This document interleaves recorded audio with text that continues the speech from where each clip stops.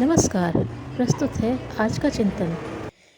हमारे परिवारों में स्वस्थ आमोद प्रमोद का कोई विशेष ध्यान नहीं रखा जा रहा है, जिसके कारण बच्चों में संस्कारों का बीजारोपण नहीं हो पा रहा है। परिवारों में हर समय विग्रह, लड़ाई झगड़े तथा मनमुटाव की स्थिति बनी रहती है। हम अपने परिवार से अनेक प्रकार की अपेक्षाएं रखते हैं, उनके लिए पुनः पुनः उनसे कहते हैं, किंतु हम यहाँ यह नहीं सोचते कि परिवार में मनोरंजन के कितने साधन हमने एकत्र किए हैं। जिन परिवारों में आमोद प्रमोद का ध्यान नहीं दिया जाता, वहाँ के व्यक्तियों का जीवन बड़ा शुष्क और थकावट भरा निर्जीव सा रहता है। वहाँ के व्यक्ति अल्पायु होते हैं।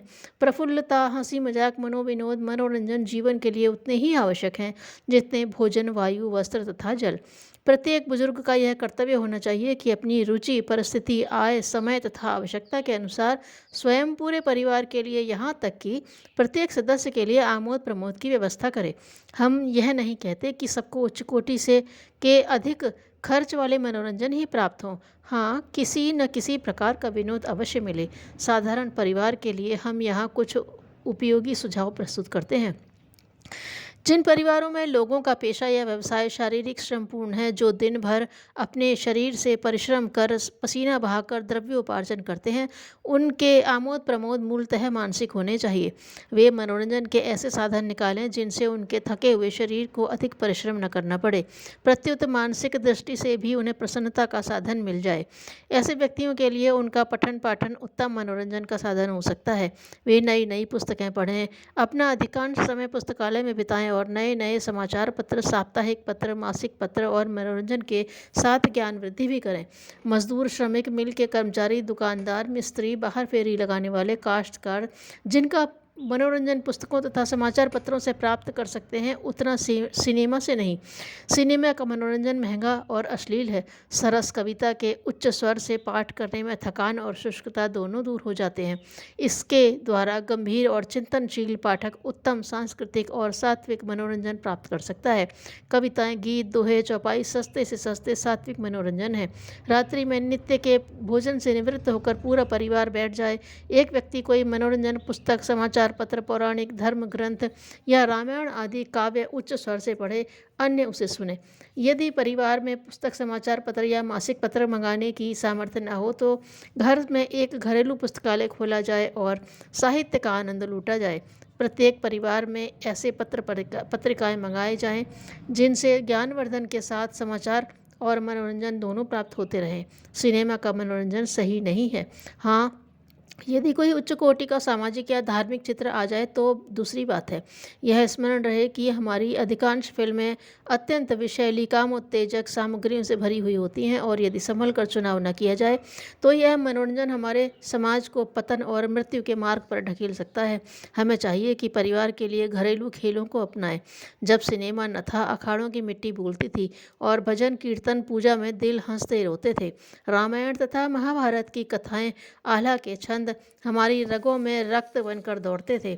हम देशी खेल कूद, तैरना इत्यादि से स्वस्थ रहते थे।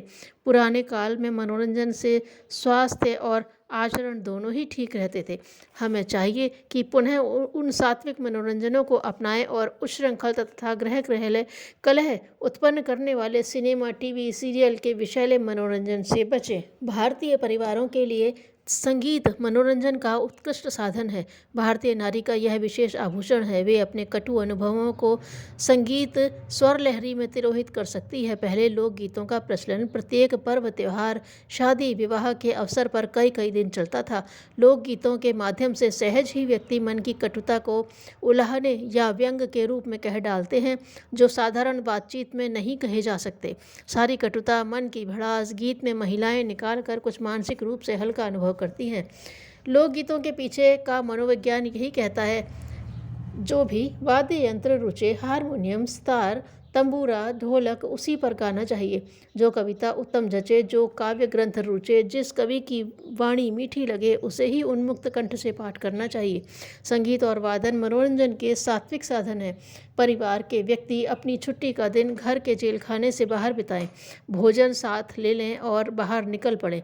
यह समय शहर में या बाहर किसी उद्यान, झील, सरिता तट, जंगल या अन्य किसी रमणीक प्राकृतिक स्थान में व्यतीत करना चाहिए।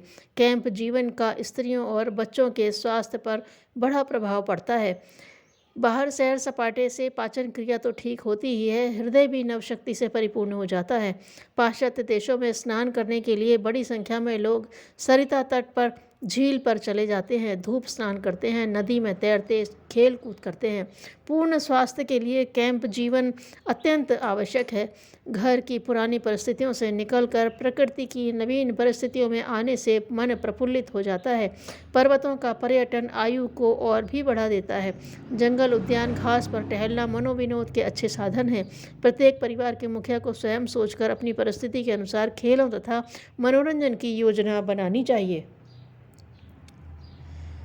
सन 1885 पूना के न्यू इंग्लिश हाई स्कूल में समारोह के प्रमुख द्वार पर एक स्वयंसेवक को इसलिए नियुक्त किया गया था वह आने वाले अतिथियों के निमंत्रण पत्र देखकर सभा स्थल पर यथास्थान बिठा सके।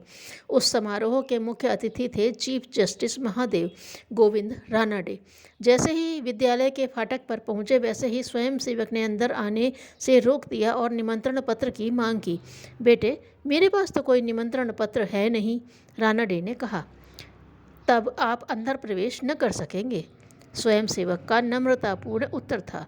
द्वार पर रानाडे को रुका हुआ देख स्वागत समिति के कई सदस्य आ गए और उन्हें अंदर मंच की ओर ले जाने का प्रयास करने लगे, पर स्वयंसेवक ने आगे बढ़कर कहा, श्रीमान, मेरे कार्य में यदि स्वागत समिति के सदस्य ही रोड़ा अटकाएंगे तो फिर मैं अपना कर्तव्य कैसे निभा सकूंगा। कोई भी अतिथि हो, उसके पास निमंत्रण पत्र होना ही चाहिए। भेदभाव की नीति मुझसे नहीं बढ़ती जाएगी। यही स्वयंसेवक आगे चलकर गोपाल कृष्ण गोखले नाम से प्रसिद्ध हुआ और देश की बड़ी सेवा की। जब बच्चे को बाल्यकाल से ही अच्छे संस्कार मिलते हैं तभी कर्तव्य निष्ठा उसमें विकसित होती है, वही उसके व्यवहार में परिलक्षित होने लगती है। दुख का प्रभाव सच्चे सुख की अनुभूति कराता है। धन्यवाद।